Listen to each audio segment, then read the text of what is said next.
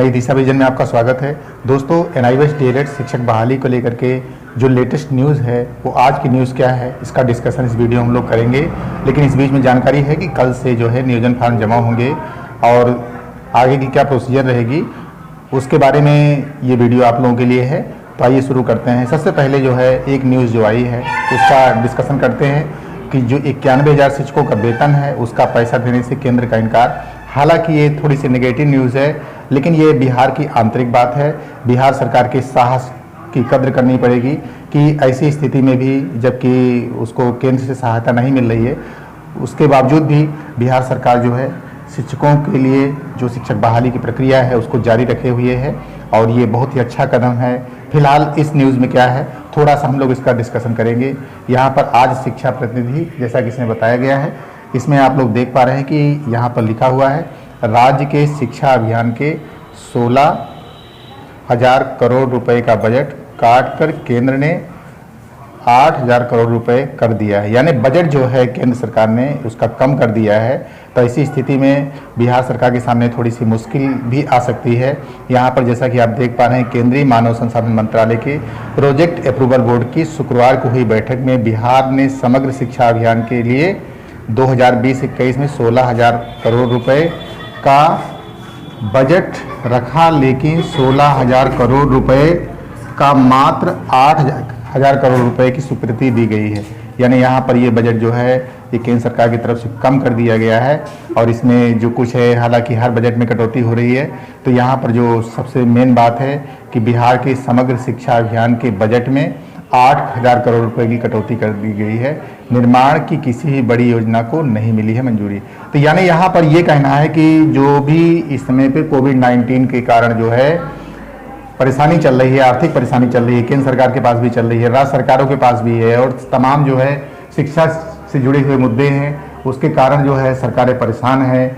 और ऐसी स्थिति में जरूर कुछ परेशानियां आ रही हैं, लेकिन इस बीच में जो है उत्तर प्रदेश और बिहार की सरकारें अपनी तरफ से जो भी शिक्षक बहाली की प्रक्रिया है उसको जारी रखने का मन बना चुकी हैं और जो है कल से नियोजन इकाइयों में आवेदन फॉर्म जमा किए जाएंगे और इस बारे में नोटिफिकेशन पहले से निकाला जा चुका है। संशोधित प्रेस विज्ञप्ति भी जारी हो चुकी है।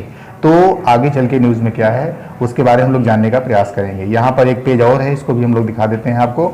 यहाँ पर जैसा कि आप देख पा रहे हैं कि औसतन 30,000 मासिक के आधार पर केंद्र ने राज्य सरकार के 91,000 रिक्त पदों की सैलरी स्वीकृत नहीं की है। तो ये आर्थिक समस्या है और ये कार्यक्रम आगे चल करके बनता रहेगा, होता रहेगा, इसमें कोई ऐसा कोई कारण नहीं है। यहाँ पर जैसा कि आप लोगों को जानकारी हो चुकी है कि 94,000 प्रारंभिक शिक्षकों की बहाली जो है होनी है और कल से यानी 15 तारीख से 31 अगस्त तक बटेंगे नियुक्ति पत्र, 15 से पढ़ेंगे आवेदन। यहाँ पर और आगे की सूचना है, यहाँ पर बिहार सरकार ने अपनी तैयारी भी पूरी कर ली है। यहाँ पर जैसा कि आप देख पा रहे हैं एक न्यूज़ यहाँ पर पारू से निकल करके आई है जिसमें कार्यालय आदेश आप लोगों के सामने है।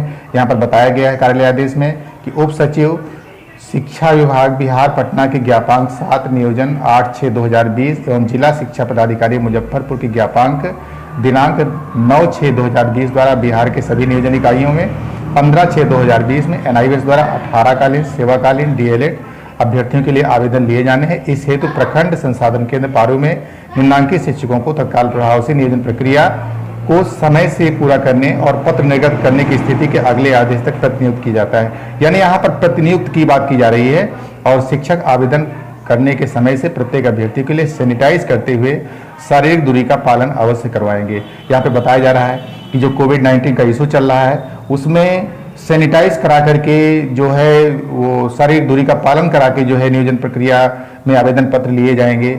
यहाँ पर कुछ शिक्षकों के नाम दिए गए हैं जिन शिक्षकों को इसमें जो है जिम्मेदारी दी गई है। तो यहाँ पर आप देख पा रहे हैं। इसके बाद और यहाँ जो आदेश निकला हुआ है, यह आदेश निकला है प्रखंड शिक्षा पदाधिकारी पारू मुजफ्फरपुर।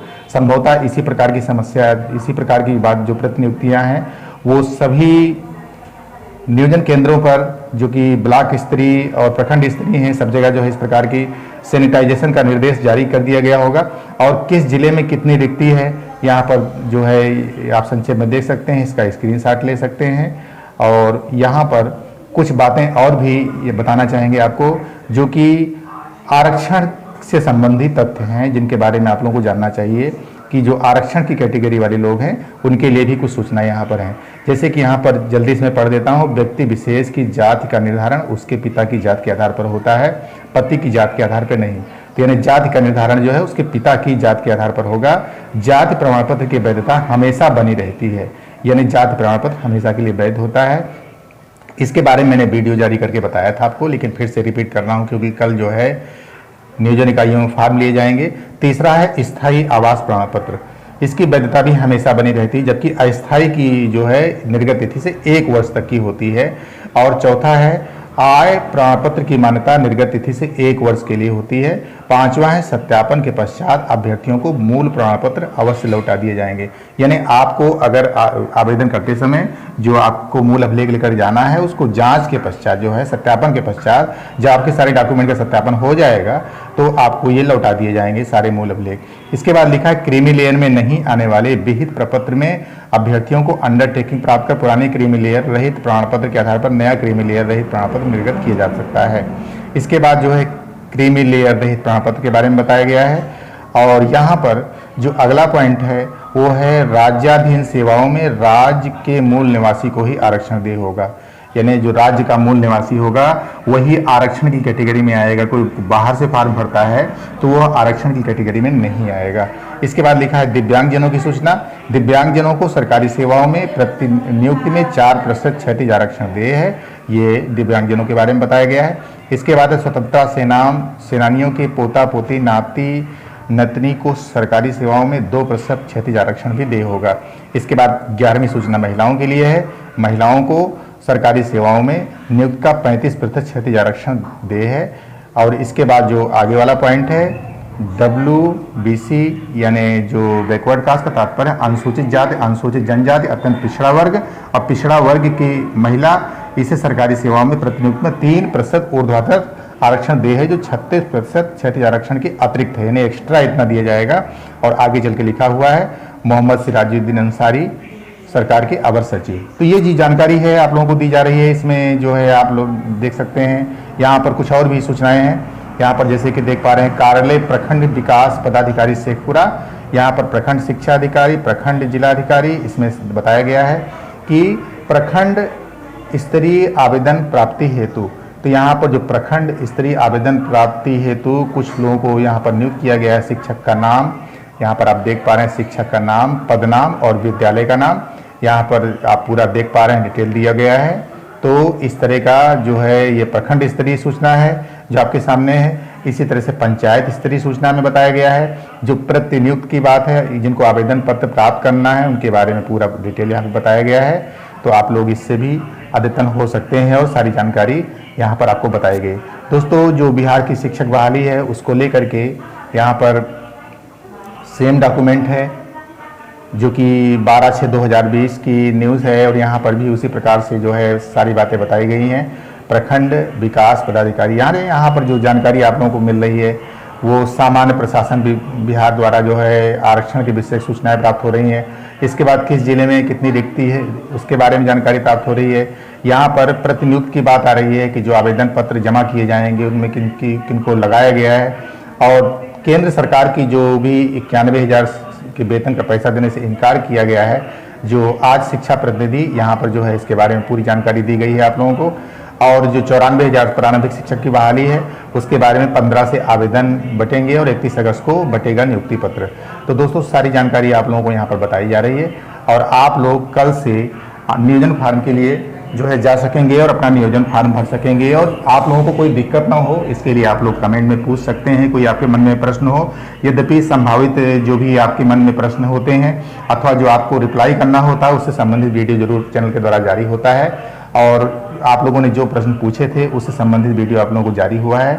और मैं चाहता हूँ कि आप लोग जो है त्रुटि रहित और पूर्ण सजगता से और तत्परता से जाएं और साथ में कोविड-19 को ध्यान में रखते हुए सोशल डिस्टेंसिंग का ध्यान रखें और साथ में सैनिटाइज जरूर रहें और मास्क का प्रयोग करके अपनी नियोजन इकाइयों में फार्म जमा करने के लिए पहुँचें। और अगर आपको कोई दिक्कत आती है तो ऐसा नहीं है कि उसी दिन उसके बाद दूसरे दिन भी जमा हो सकता है, तो इसके लिए कोई आपाधापी स्थिति नहीं है। और आप लोग बिल्कुल सोशल डिस्टेंसिंग का पालन करते हुए अपनी नियोजन इकाइयों में जाएं और अपना जो आवेदन पत्र है उसको जमा करें।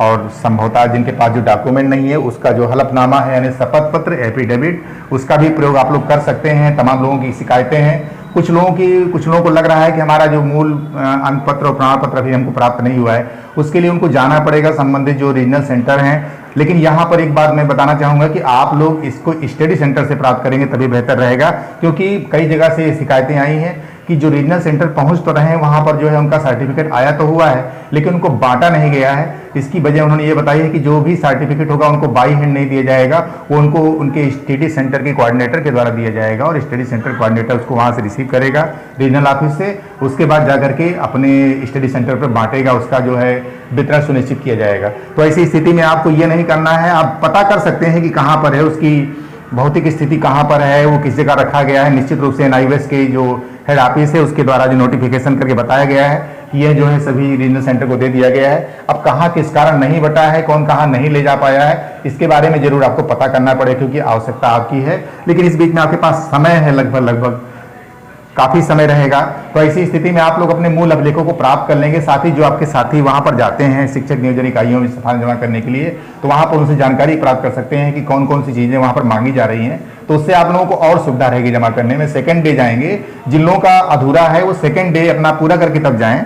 और अगर डॉक्यूमेंट कोई आपका ऐसा है जो नहीं मिलेगा, तो ऐसी स्थिति में आपको शपथ पत्र देना पड़ सकता है। अगर नियोजन इकाई के जो प्रमुख है, मुखिया हैं, वो आपकी बात को मान लेते हैं तो निश्चित रूप से शपथ पत्र से आपका कार्य चल सकता है। अगर शपथ पत्र आप बनवा लेंगे तो कुछ आप लोग इससे निजात पा सकते हैं। वैसे शपथ पत्र इसका कोई पूर्णतः हल नहीं है। नियोजन इकाई ने साफ स्पष्ट किया है, बिहार शिक्षा विभाग ने साफ स्पष्ट किया है कि आपको नियुक्ति पत्र तभी मिलेगा जब आपके सारे डॉक्यूमेंटेशन पूरे रहेंगे और उनकी अच्छी तरह से जांच हो जाएगी। इसलिए किसी प्रकार की फर्जीवाड़ी से आप जरूर बचेंगे। जल्दबाजी में कोई आप फर्जी डॉक्यूमेंट नहीं लगाएंगे, उसका मूल अभिलेख और सही सत्य जो डॉक्यूमेंट है उसको लगाएंगे। दूसरी बात, कुछ शिक्षकों ने पूछा है कि सर हमारी मार्कशीट नहीं हमको प्राप्त हुई है, और मार्कशीट जो है वहाँ पर रीजनल सेंटर में बताया गया है कि जो नेट से मार्कशीट डाउनलोड है उसको डाउनलोड करके उसको ही जमा कर सकते हैं। दोस्तों यहाँ पर बताना चाहेंगे कि नेट का जो होता है वो मूल अभिलेख नहीं माना जाता है। मूल अभिलेख आपका वही होता है जो आपको प्रिंटेड फॉर्मेट में मिलता है। तो ऐसी स्थिति में विकल्प के रूप में आप डाउनलोड कर लें। अगर आपका जो नियोजन इकाई वो मान लेती है तो कोई बात नहीं है, और अगर नहीं मानती है तो आपको मूल अभिलेख के लिए प्रयास करना पड़ेगा और आपको जो भी डॉक्यूमेंटेशन है उसको लेकर के जाना पड़ेगा। जो भी कुछ आपके पास नहीं है, जिन लोगों ने ग्रेजुएशन किया है उनके लिए जो प्रोविजनल है वो भी दे सकते हैं अगर उनके पास सर्टिफिकेट नहीं है तो इस प्रकार से सारी तैयारी आप लोग अपनी कर करके अपने जो है नियोजन इकाई में जाकर के अपना फार्म जमा करें। तो आज के वीडियो में इतना ही, मिलते हैं अगले वीडियो में, तब तक के लिए नमस्कार, जय हिंद।